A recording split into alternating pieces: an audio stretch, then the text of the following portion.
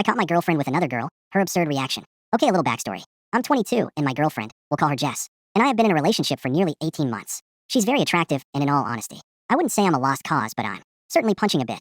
Anyway, last week we were at an exhibition function for our shared university course. It was a fairly normal evening up until I saw her talking to this girl from the other side of the hall. Nothing unusual, I just didn't recognize her. However, when they turned around, I noticed the mystery girl had her hand seriously low on my girlfriend's back. I didn't think much of it at the time, but they were completely inseparable for the entire evening. The next week or so, we were unusually distant from each other.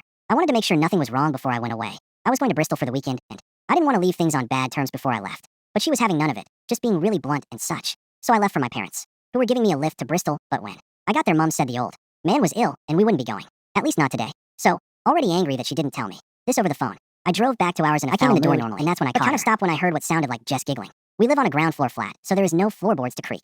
As I got closer, I could hear someone, clearly a female, sound quite breathy like panting.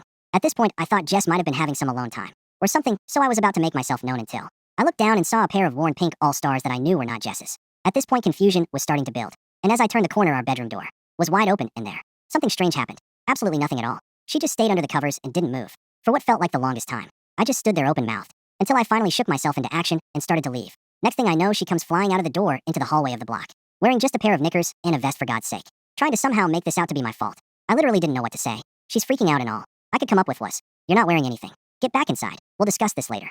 When I got back to the car, the belated rage began to set in. I was angry she cheated, angry she blamed it on me, and angry I didn't say something else.